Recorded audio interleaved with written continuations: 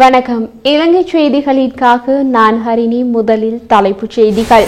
அதிரடியாக நீக்கப்படும் முன்னாள் ஜனாதிபதிகளின் ராணுவ மற்றும் ஆயுதப்படைகளின் பாதுகாப்பு.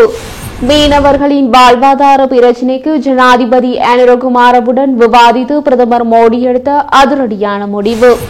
வடக்கு கிழக்கில் நடைபெற்ற நிதி மோசடியை நாடாளுமன்றத்தில் அம்பலப்படுத்திய வைத்தியர் ராமநாதன் அர்ஜுனா. இனி விரிவான செய்திகள்.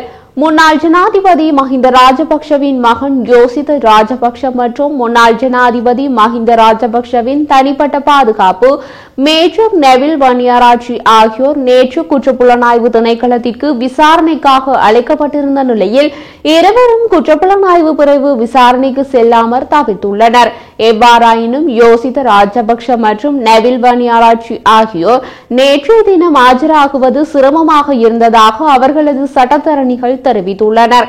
பண மோசடி சட்டத்தின் கீழ் மேற்கொள்ளப்பட்ட விசாரணைகள் தொடர்பில் வாக்குமூலம் பதிவு செய்வதற்காக குற்றப்புலனாய்வு திணைக்களத்தில் அவர்கள் அழைக்கப்பட்டுள்ளனர். 2010 ஆண்டு முதல் 2015 ஆண்டு வரையான 5 வருட கால தனது சொத்துக்கள் மற்றும் கடன்களை வெளியிடாமல் இருந்த காரணத்தால் முன்னாள் ஜனாதிபதி மஹிந்த ராஜபக்ஷவின் பாதுகாப்பு தளபதியும் ஸ்ரீலங்கா ராணுவத்தின் மேஜருமான நெவில் வன்னியாராட்சிக்கு எதிராக லஞ்ச ஊழல் ஆணைக்குழு இன்று 5 வழக்குகளை தாக்கல் செய்துள்ளது.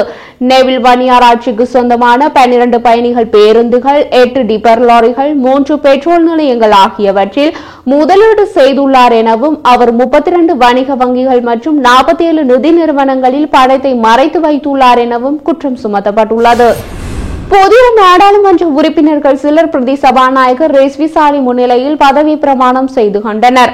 அதன்படி சைபர் முஸ்தபா, சுஜீவ சேனசிங்க, மனோ கணேசன், முகமது ஸ்மைல் முத்து முகமது ஆகியோர் இன்று இவ்வாறு பதவி பிரமாணம் செய்து கொண்டனர். முதலில் புதிய ஜனநாயக முன்னணியின் தேசிய பட்டியல் நாடாளுமன்ற உறுப்பினராக பைசர் முஸ்தபா இன்று சத்திய பிரமாணம் செய்து கொண்டார். அவரை அடுத்து ஐக்கிய மக்கள் சக்தியின் தேசிய பட்டியல் நாடாளுமன்ற உறுப்பினராக சுஜீவ சேனசிங்க, மனோ கணேசன், முகமது இஸ்மாயில் முத்து முகமது ஆகியோர் சத்திய பிரமாணம் செய்து கொண்டனர். நாடாளுமன்ற உறுப்பினர்களின் பதவியேற்றத்தை தொடர்ந்து புதிய சபாநாயகராக ஜகத் விக்ரமரத்ன பதவி பிரமாணம் செய்து கொண்டார்.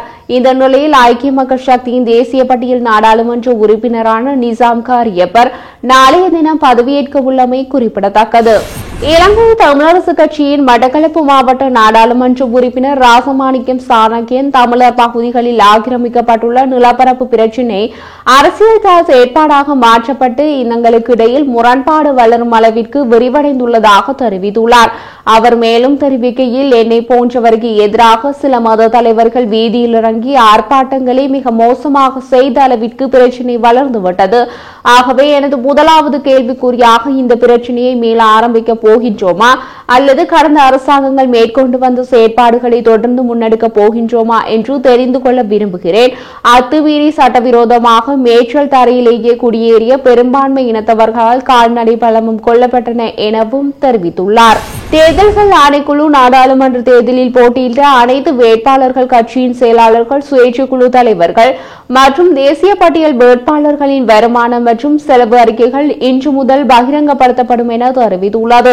இது தொடர்பான அறிக்கைகள் அனைத்து மாவட்ட செயலகங்களிலும் ராஜகிரியில் உள்ள தேர்தல் ஆணைக்குழு அலுவலகத்திலும் பகிரங்கப்படுத்தப்படும் என தேர்தல் ஆணைக்குழுவின் தலைவர் மேயர் ரத்நாயக்க குறிப்பிட்டுள்ளார்.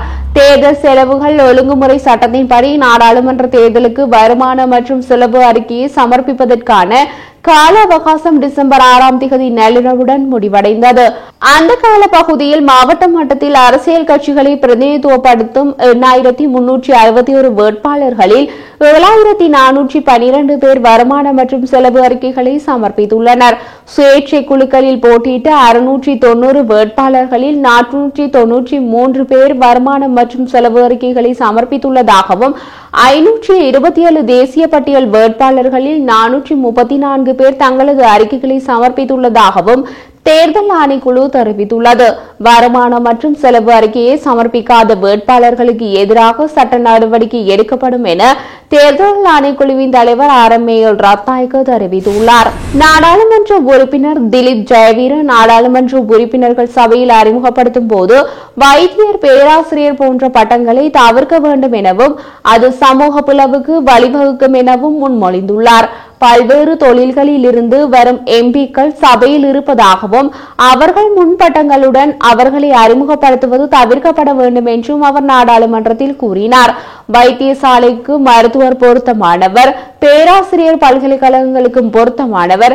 எனவே சபையில் அவர்களின் தலைப்புகளை பயன்படுத்துவதை தவிர்க்க வேண்டும் என்று நான் முன்மொழிகிறேன் என்று அவர் கூறினார். மீனவர்களின் வாழ்வாதார பிரச்சினையை மனிதாபிமான முறையில் அணுக இலங்கை ஜனாதிபதியுடன் விவாதிக்கப்பட்ட போது ஒப்புக்கொள்ளப்பட்டது. ராமேஸ்வரம் தலைமன்னார் வரை கப்பல் போக்குவரத்து துவங்கப்படும் என பிரதமர் மோடி தெரிவித்தார். இந்தியா சென்றுள்ள இலங்கை ஜனாதிபதி அனுரகுமார திசநாயக்க டெல்லியில் பிரதமர் மோடியை சந்தித்து பேசினார். அப்போது இரு நாடுகளுக்கு இடையே உறவை வலுப்படுத்துவது குறித்து இரு நாடுகள் தலைவர்களும் ஆலோசித்தனர்.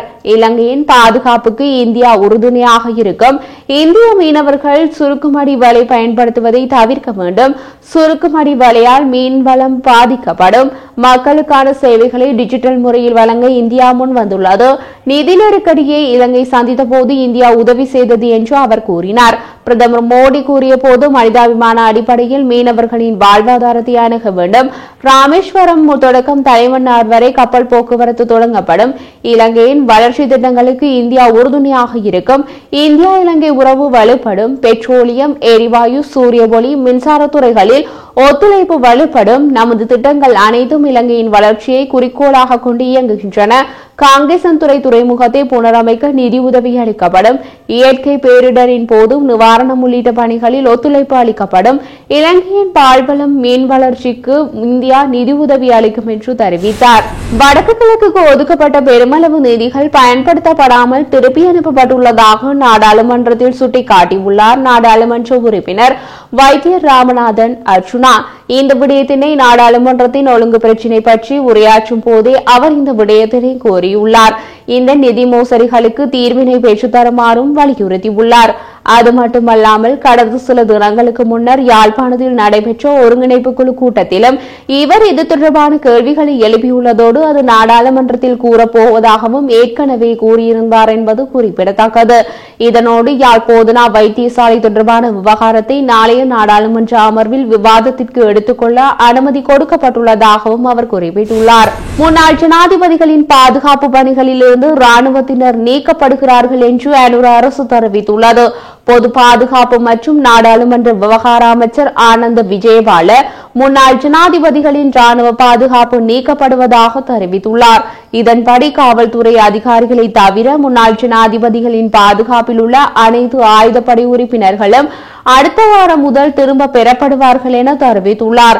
இலங்கையின் பாதுகாப்பு பட்ஜெட்டில் பெருமளவு பணம் ஒதுக்கப்பட்டு அது தேவையற்ற விதத்தில் செலவு செய்யப்படுவதாக தேசிய ஜனாதிபதி அனுர உட்பட மக்கள் சக்தியினர் கடந்த தேர்தல் பிரச்சார கூட்டங்களில் பேசி வந்தனர். இப்போது அவர்கள் ஆட்சி செய்வதால் தேவையற்ற செலவுகளை அகற்ற தொடங்கியுள்ளனர். பொது பாதுகாப்பு மற்றும் நாடாளுமன்ற விவகார அமைச்சர் ஆனந்த் விஜயபால தெரிவித்த போது கடந்த 11 மாதங்களில் முன்னாள் ஜனாதிபதிகள் மற்றும் அவர்களது மனைவிகளின் பாதுகாப்புக்காக மட்டும் 1448 மில்லியன் ரூபாய் செலவிடப்பட்டுள்ளதாக தெரிவித்துள்ளார். இந்த பாதுகாப்பு இப்போது விலக்கப்பட்டுள்ளது. அண்மையில் மஹிந்த ராஜபக்சவின் பாதுகாப்பிற்காக நியமிக்கப்பட்ட காவல்துறையினரில் 116 பேர் அகற்றப்பட்டமை குறிப்பிடத்தக்கது.